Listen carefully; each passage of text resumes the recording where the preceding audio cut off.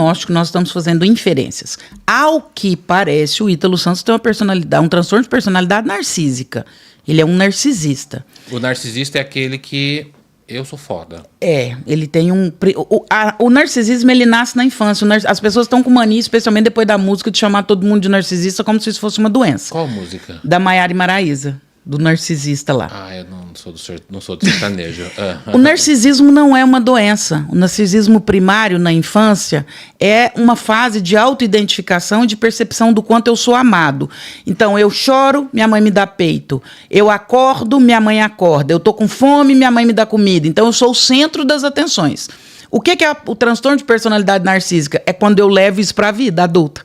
Eu continuo achando que eu sou o centro das atenções. Tem que fazer o que eu quero. Eu sou lindo, eu dou birra, eu choro, vocês têm que me servir. Então, só que qual que é a grande diferença do narcisista e do psicopata? Todo psicopata é narcisista, mas nem todo narcisista é psicopata. Como é que é? Todo psicopata é narcisista. O cara se acha, foi foda. O psicopata, ele é narcisista e perverso. Todos. O narcisista não é psicopata necessariamente. Qual a diferença do narcisista com o psicopata? O narcisista é mais burro. Em nome da idolatria, ele pisa muito fora. Idolatria dele mesmo. Dele mesmo. Ele faz coisas que em algum momento vai dar errado na cabeça dele. Vai dar errado, porque ele deixa rabo para trás. Olha, estuda essa história do Ítalo. Tava na cara que em algum momento isso ia dar errado, gente. Publicamente... aquele tipo de comportamento, aquele tipo de vídeo, aquele tipo... Em algum momento, se não fosse agora com o Felca, um Ministério Público, um político, algum momento isso ia dar errado. Então, o narcisista, ele comete atos de infração, mas de forma mais burra, mais ingênua, achando que ele nunca vai ser pego. Que ninguém vai perceber. Porque como ele se ama e ele se adora e ele se idolatra, ele acha que todo mundo está nessa perspectiva. Se o Ítalo fosse psicopata, a história seria outra. A história seria bem outra. Ele não faria aquilo de forma pública, de forma tão ingênua. Porque, desculpa, ali para mim beira a ingenuidade.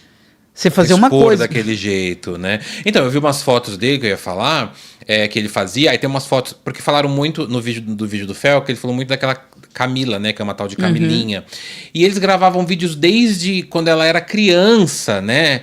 Junto e dançando e tal. E aí, você via ela dançando... isso criança mesmo, né? Com, sei lá, com 9, 10 anos, dançando funk, né? Arrebitando a bunda, e ele dançando junto. E aí o que acontece? Você vê que tinha várias adolescentes juntos, e não tinha só meninas, tinham meninos também, que eu acho que aí também é um assunto que a gente pode falar daqui a pouco.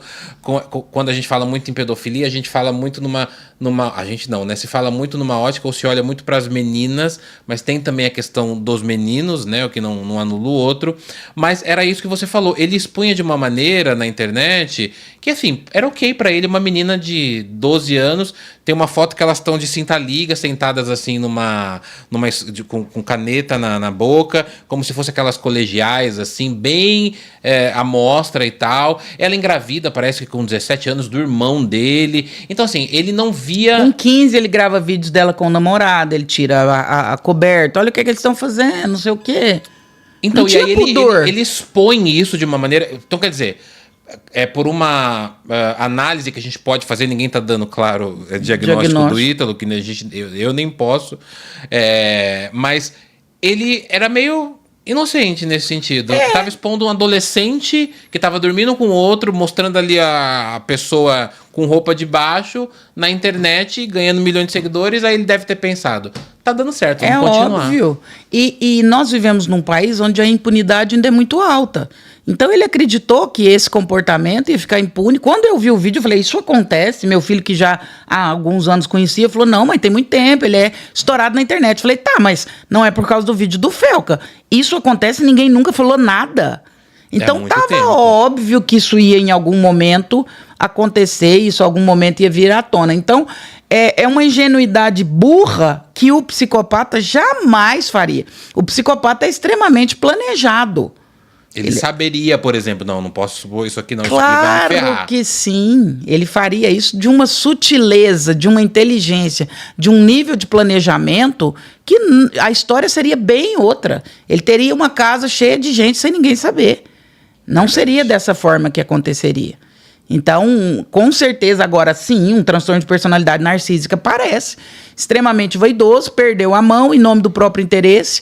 Uma das grandes questões do narcisista é que ele é extremamente ganancioso. Teve uma vez, você falando disso, me lembra, que quando ele foi casar com o marido dele, o Ítalo, ele deu o iPhone 15, que era o da época, ele deu o iPhone 15 com o convite de casamento. Eu lembro que a Deolane recebeu, e teve alguns que receberam e não foram no caso da sua filha. Não foi? A Virgínia recebeu e não foi, né? Acho que a Deolane foi? Foi. A Deolane foi. Então a Virgínia recebeu e não foi no casamento.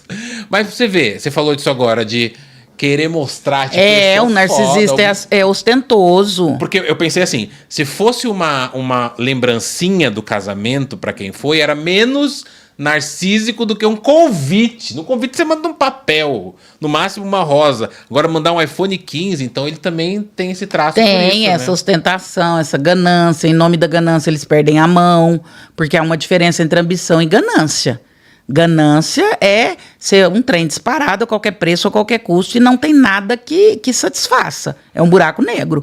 Ambição é saudável e é bom que a gente tenha pra gente poder crescer na vida. Exatamente. Os narcisistas são extremamente gananciosos e na ganância eles perdem a mão. Ele já tá milionário, ele podia ter parado com essa história bem antes dessa história. Isso, é verdade. Bem antes dessa história dar o que deu. Agora que virou comoção popular, esqueça. Ele tá perdido, virou comoção popular. Não, e foi preso, e eu vi algumas linhas da investigação que estavam falando que parece que ele estava querendo fugir do Brasil junto com o marido, foi encontrado aqui numa casa em São Paulo, não sei se foi Carapicuíba, acho que foi isso. E aí eu tenho a mesma pergunta que você, Andréia. Agora, só agora que descobriram isso? Por que só agora? Foi por causa do vídeo do Felca? E outra, precisou um influenciador fazer um vídeo, o vídeo viralizar para o Ministério Público falar, olha, temos um problema aqui. Sobre isso. Aí o meu filho me chama para assistir, mãe, vamos ver o vídeo do Felca que lançou hoje, o Felca tá moendo com esse assunto. Aí eu comecei a assistir, falei, para aí nessa história de Ítalo Santos. Falei, quem é Ítalo Santos? Não, mãe, ele já... você não conhecia? Não, nunca tinha ouvido falar. Mãe, ele já é conhecido há muito tempo, ele, a Camilinha, não sei o quê. Falei, tá, peraí, volta a fita. Esse cara faz tipo um reality... Tipo Rancho Maia, só que de adolescentes, isso. de crianças, faz. Falei, mas nunca houve denúncia, ninguém nunca fez nada. Isso acontecia e precisou do Felca falar para que tomassem providência. Aí surgem para mim várias questões. Primeiro, cadê o poder público? Cadê o limite da mídia? Eu posso fazer qualquer coisa de frente a uma câmera e se isso dá audiência, tá valendo? Se eu tenho bons advogados para me defender, eu posso fazer qualquer coisa? E terceiro ponto, que aí pra mim é o que ninguém tá falando. Cadê os pais dessas crianças? É verdade. Eu penso sempre Porque se ele tem uma responsabilização, os pais têm tanto quanto ou mais. Porque quem tem o pátrio poder sobre eles são os pais. Então eu digo sem sombra de dúvida que por mais vulnerável que eu estivesse, minha filha jamais ia para um lugar desse. Imagina, André, deixa aqui sua filha, tá seu filho louco. Aqui. Tem mais adolescente aqui, não sei o quê. É que falaram que parece que eram famílias, claro que não, isso não justifica, mas famílias meio vulneráveis. Não assim. justifica. Não justifica, né? Porque aí vira festa. Porque aí, se todo mundo que for vulnerável expor o filho à pedofilia e à prostituição, nós estamos perdidos. Então, assim, esse discurso ele é fraco. E eu gostaria que também os pais fossem responsabilizados por isso. E que alguém falasse sobre isso nesse país. Eu tenho um discurso muito contundente relacionado à educação de filhos, e talvez seja uma das grandes coisas que me faz aparecer muito aí nas redes sociais. E eu acho que a gente precisa retomar o nosso papel de paternidade e de maternidade. Virou uma palhaçada, virou uma terceirização.